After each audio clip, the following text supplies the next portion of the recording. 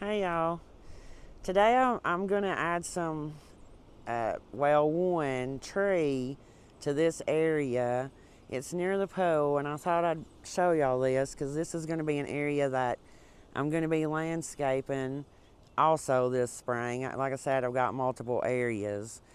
This one is near the pool, and I do want to talk a minute about the pool.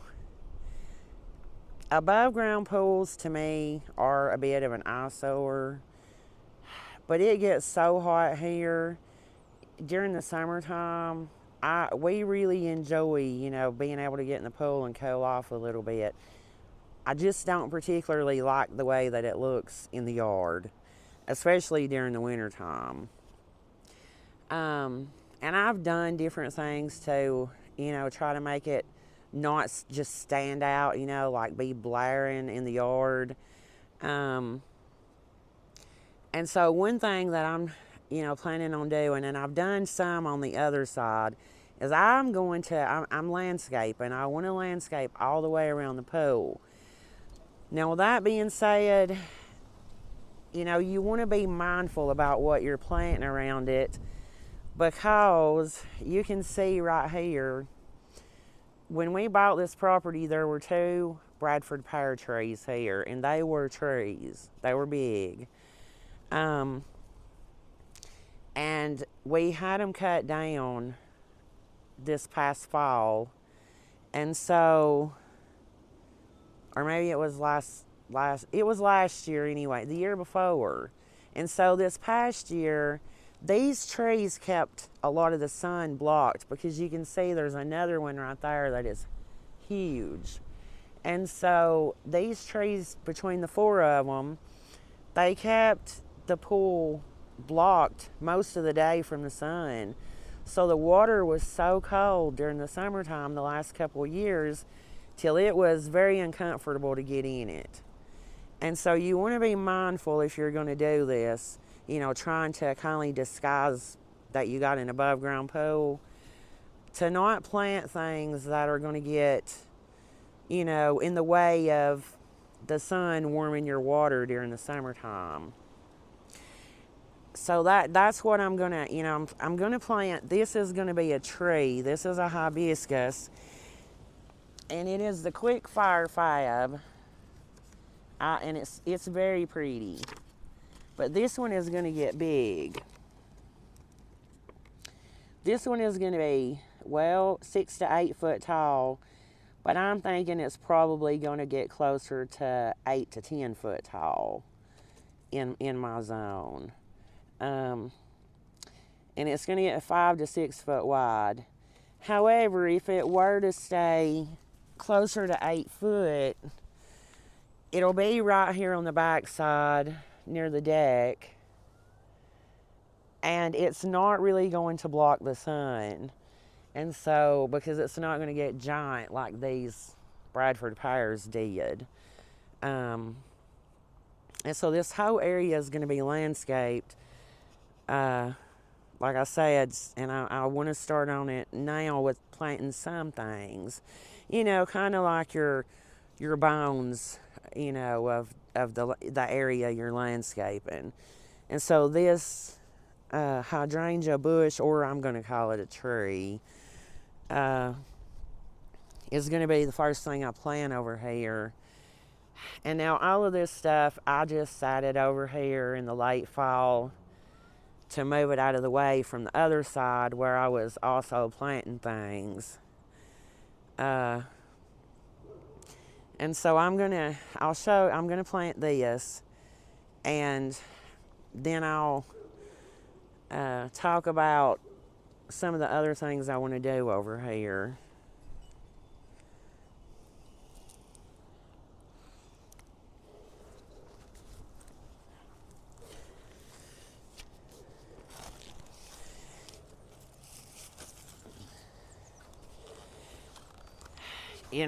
If you know anything about fire ants, you can see around that stump there's a giant fire ant bed. I'm going to have to get some poison to go around that. Because if you get in that, you are going to be in some pain.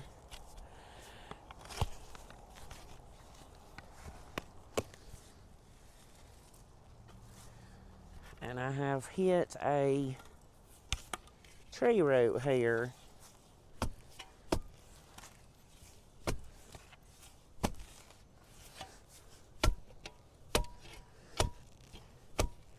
I'm guessing this came from, yeah, this Bradford pear that got cut down.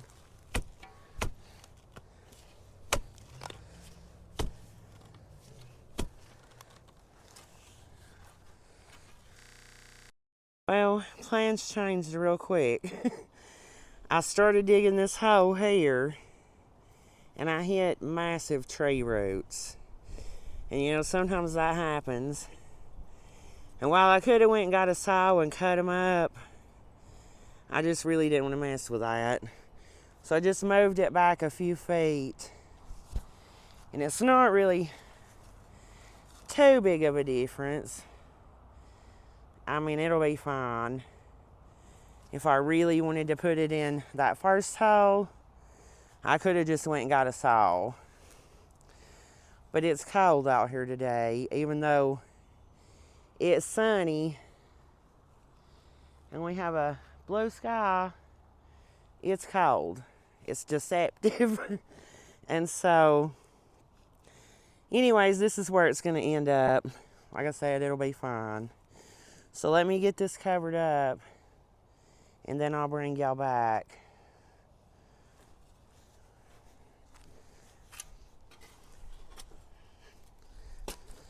Also, I'm not going to fill this hole with water today either, because I'm just not. The ground is still wet. It's cold, and we're supposed to get rain in a couple of days, so you do need to water it in. When you plant, you know, when you plant something, you need to water it in. But as far as like, you know, having to fill the hole and stuff, you don't have to do that unless it's, you know, been dry and is going to continue to be dry. Then you would want to do that.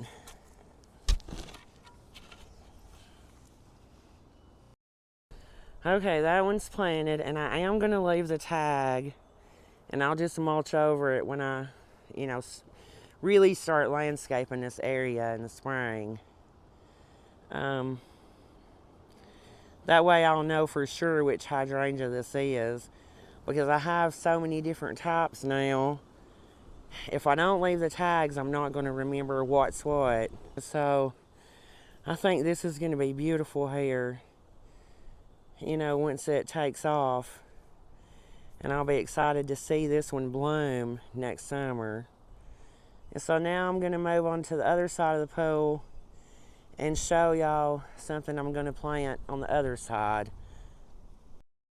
Now I'm on the other side of the pool, and I'm going to plant this one. This one and the one I just showed y'all, I bought, I want to say, toward the end of summer. The hydrangea came from Pack's Nursery. And this plant, this is the Kaleidoscopobelia. It came from Home Depot on clearance at the end of summer, and it's an evergreen.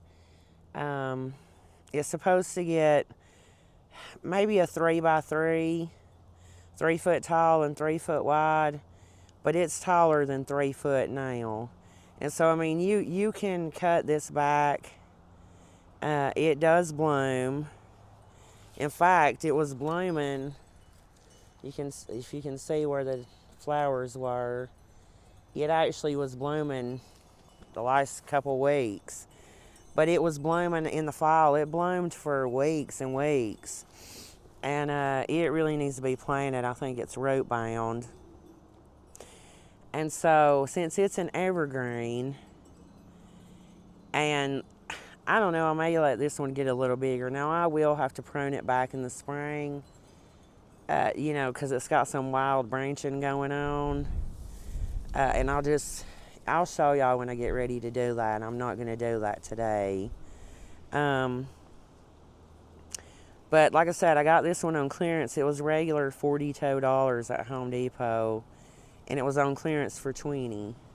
So again, toward the end of summer is really when you need to be looking for clearance plants. And this one gets really pretty foliage in the spring and summer. Like as it's putting on new foliage, it'll have like different colors of like, I don't know, almost pinks and reds, and just, it's just really pretty. And so let's get this one planted. This is on, I'll go ahead and show y'all. This is on this front side of the pole. You can see the pool deck, I'm not sure. I'm facing the sun, so let me get this planted and then I'll bring y'all back.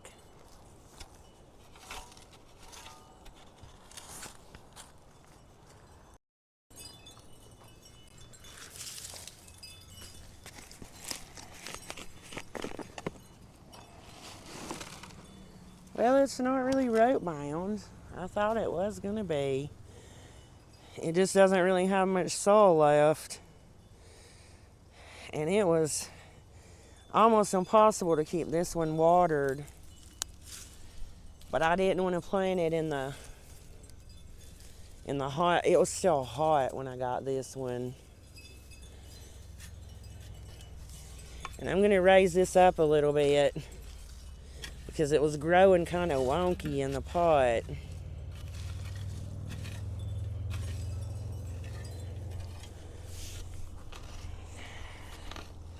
And I'm not going to water this one in either. I mean, I'm going to water it in, but I'm not going to fill the hole. That's what I meant to say.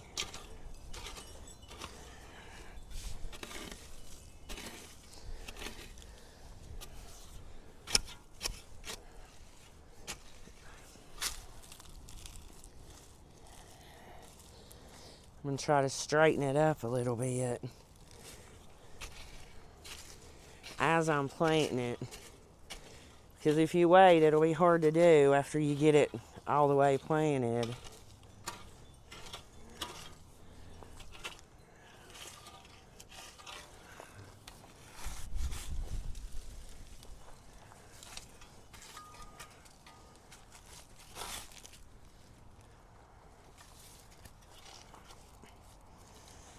Okay. That looks pretty good. Now, I will be excited, which this one's going to give me winter interest all winter long because, like I said, it's an evergreen. And so you can see this is, well, let me get out of the shadow. This is one of the sides that I've been working on landscaping on this side of the pool. And you can see there's not very many evergreens in here. I have the drift roses. And now I have that, abelia. And of course I have the Loria rope grass, which is an evergreen. So I need to add a few more evergreens in this area. I just got to figure out what I want to add. I want it to be something that's not going to get taller than maybe 5 foot. Because I don't want it to block the sun from the pole during the summertime. And also, I want to say, if you're going to landscape around your above ground pool to kind of help disguise it, also be mindful of not planting too close to the pool or planting things that's going to grow into the, up against the side of the pool over time, because you want to, leave a good walkway all the way around the pool for maintenance purposes. But I've got quite a bit of landscaping over here already. And of course, like I said, not much of it's evergreen. Right, so right now, a lot of it's dormant and you're just not seeing it. But I definitely will be looking for, evergreen shrubs, and hopefully I can find a few on clearance. And then on this side, because it's mulched, here it's mulched all the way around in these flower beds. And so the cord you're seeing is going to the deer that I still hadn't put up from Christmas. We're a few days into January. I've got to get those put up. And so, anyways, I guess that's all I'm going to do out here today because it's cold. And so, the kaleidoscopelia and the hydrangea are going to be two that I'm going to be looking forward to seeing out here this next summer and spring and fall. So, until next time, bye.